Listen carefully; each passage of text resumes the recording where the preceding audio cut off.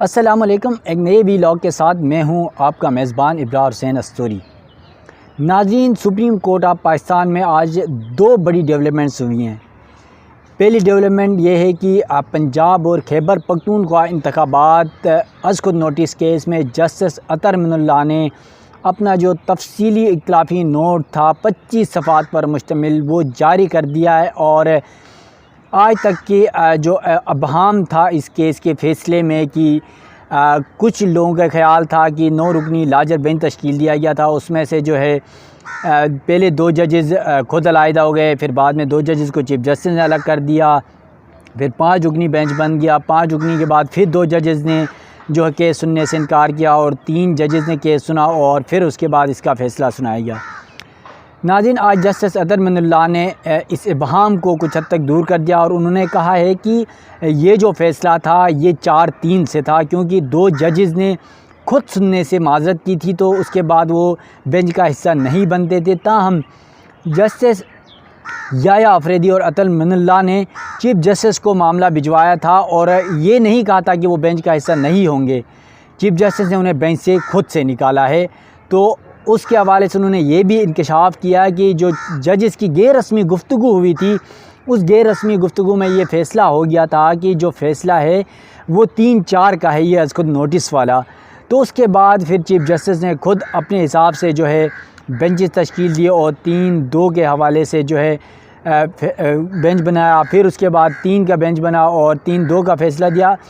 तो बड़ी बहाम थी जो आज तफसीली फ़ैसले में अतर अमीनुल्लाह ने क्लियर कर दिया 25 सफ़ात पर मुश्तमिल फ़ैसले में।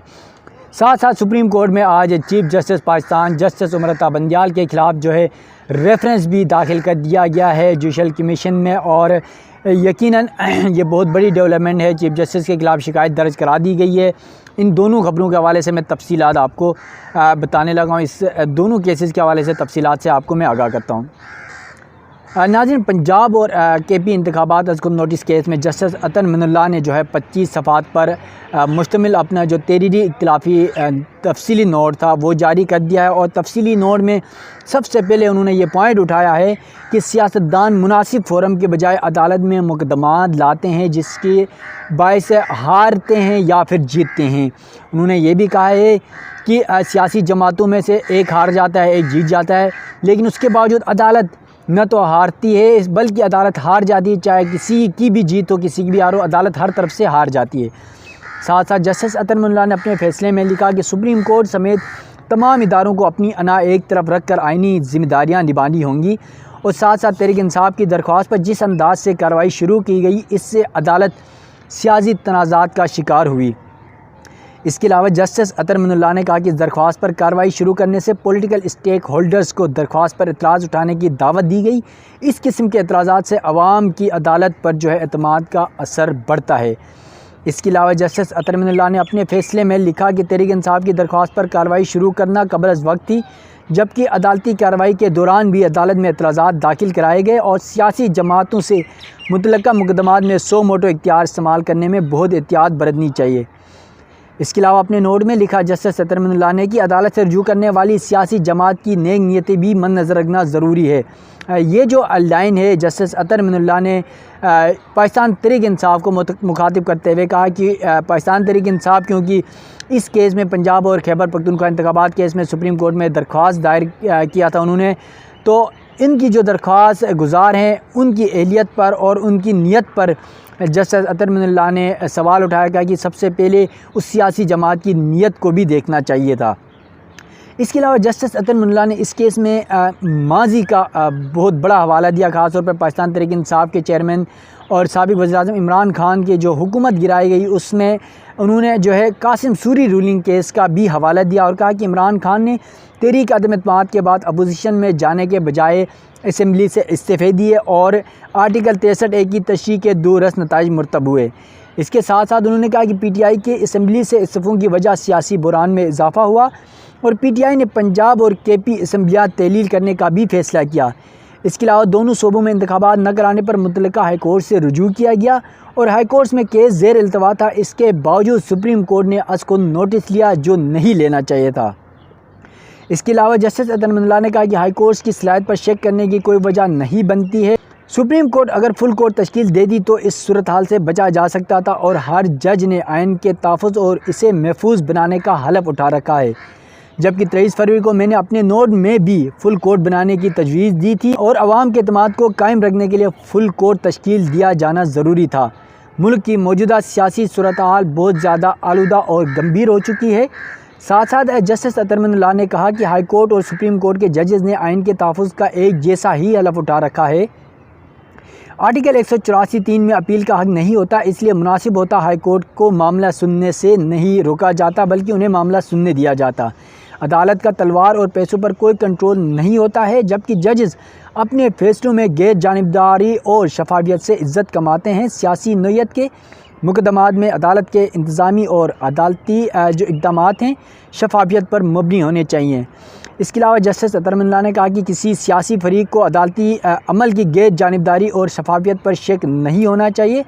जबकि जस्टिस अतर मिनुल्लाह ने माशी इस्तेकाम के लिए सियासी इस्तेकाम होना लाजमी है ये भी कहा और उन्होंने एक और माजी का हवाला दिया और कहा कि 1999 में एक मुंतखब वज़ीर को उस वक्त के जो आर्मी चीफ है उन्होंने बेदखल करके असम्बली तोड़ दी, जबकि उस वक्त आर्टिकल 184(3) का इस्तेमाल करके सुप्रीम कोर्ट ने इस इक़दाम को दुरुस्त करार दिया।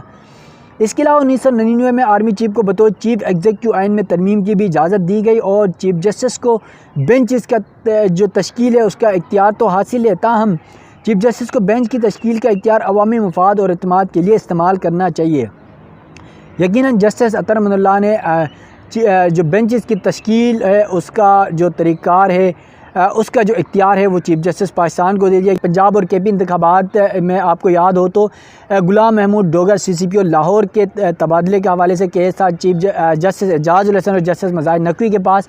उसी बेंच में जो है इलेक्शन कमिश्नर को तलब किया गया और इलेक्शन कमिश्नर से ये पूछा गया कि इसका तबादला क्यों किया। ये साथ साथ ये भी पूछा गया कि जो इंतखाबात 90 दिन में होने थे ये इंतखाबात क्यों नहीं हुए।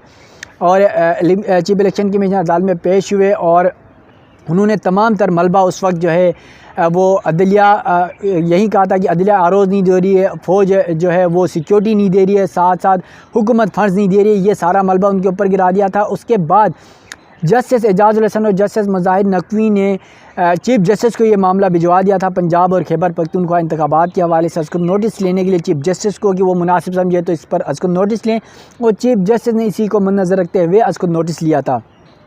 इसके साथ साथ नाज़रीन जो चीफ जहाँ पे जस्टिस अतर मिनुल्लाह ने आज बहुत सारे सवालात उठाए हैं, वहीं पर उन्होंने जो है बेंचेस की तश्कील का सवाल उठाया और ये भी कहा है कि हर जज जो है ना वो अपने अदालती जो इख्तियार होता है उसका बेहतर इस्तेमाल कर सकता है क्योंकि उसने आइन और कानून के तहफ़्फ़ुज़ का हलफ उठाया होता है। जस्टिस अतर मिनुल्लाह ने इस फ़ैसले में ये सवाल उठाया है कि जो फ़ैसला था सुप्रीम कोर्ट का उसको नोटिस के हवाले से वो 3-4 का था और उन्होंने ये हवाला दिया है कि सुप्रीम कोर्ट के जजेस की जब गैर रस्मी गुफ्तगू हुई थी उस वक्त चीफ जस्टिस समेत दीगर जजेस ने ये कह दिया था कि ये फ़ैसला 3-4 का है, ताहम बाद में उन्हें ये नहीं पता कि चीफ जस्टिस ने किस तरह ये फ़ैसला 3-2 का कर दिया। और यकीनन आज जो एक इबहम था कि ये फ़ैसला कितने रुकनी बेंच का है, तो आज जस्टिस अतर मिनुल्लाह के फ़ैसले के बाद ये इबहम मज़ीद बढ़ने लगा है क्योंकि कुछ लोगों की राय ये है कि पहले 9 रुकनी लार्जर बेंच बना था, अगर उसका फ़ैसला देखा जाए तो ये 5-4 का बनता है।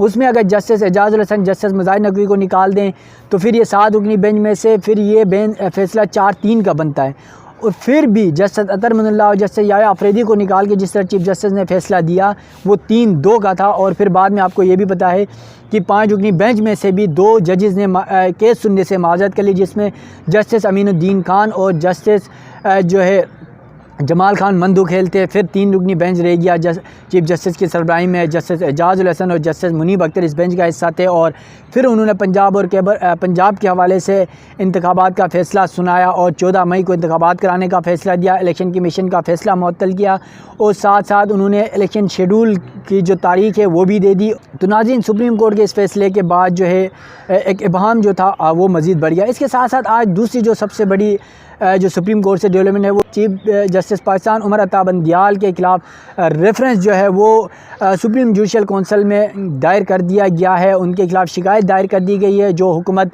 कुछ अरसे से ये कह रही थी कि इन 3 जजेस के ख़िलाफ़ जिन्होंने ये फ़ैसला सुनाया है उनके ख़िलाफ़ रेफरेंस दायर किया जाएगा। तो आज ये पहला रेफरेंस चीफ जस्टिस के ख़िलाफ़ दायर कर दिया गया है और ये जो रेफरेंस की शिकायत है मकामी वकील हैं राजा सप्तान खान उनकी जानिब से दायर की गई है और जिसमें कहा गया है कि चीफ जस्टिस मिसकंडक्ट के मर्तकब करार पाएँ और चीफ जस्टिस को फौरी उनके ओहदे से हटाया जाए। इसके अलावा चीफ जस्टिस के ख़िलाफ़ शिकायत जो है पंजाब और केपी इंतखाबात में आज को नोटिस की बुनियाद पर जो केस सुना गया, जो फैसला सुनाया गया 3 रुकनी बेंच ने, उस पर दर्ज की गई और साथ साथ इंतखाबात आज को नोटिस के हवाले से कहा गया है कि ये इस फैसले के बाद सुप्रीम कोर्ट मुतनाज़ा हुई चीफ जस्टिस का ये फ़ैसला गलत था। और ये भी ज़्यादा आम है कि चीफ जस्टिस ने अदलिया में ग्रुपिंग कायम की और इसी ग्रुपिंग को मद्देनज़र रखते हुए चीफ जस्टिस ने बेंचेस तश्कील दिए और उन्हीं बेंचेस ने पंजाब के इंतखाबात के हवाले से फ़ैसला सुनाया जिसे हुकूमत ने मुस्तरद कर दिया, वफाकी काबीना ने मुस्तरद कर दिया, असम्बली से मुस्तरद कराया गया और उसकी तोसी की कराई गई और अब जो है चीफ जस्टिस के खिलाफ रेफरेंस भी दायर हो गया। यकीनन सुप्रीम कोर्ट और जो पार्लियामेंट है, हुकूमत है, वो आमने सामने हो चुके हैं। अब इसका मुस्तकबिल क्या होगा ये तो वक्त ही बताएगा। ताहम इस हवाले से जो भी अपडेट होगी, उस हवाले से मज़ीद जो भी कार्रवाई होगी सुप्रीम कोर्ट में, जो भी केस लगेगा, चाहे ये रेफरेंस के हवाले से हो या पंजाब इंतखाबात का फ़ैसला हो या केपी इंतखाबात के जो के हवाले से जो दरख्वास्त दायर हुई है, उसमें क्या कुछ होगा, इस हवाले से भी आपको वक्तन फ़ौक्तन अपडेट करते रहेंगे। अपने मेज़बान इब्रार हुसैन अस्तूरी को दीजिएगा इजाज़त। अल्लाह हाफ़िज़।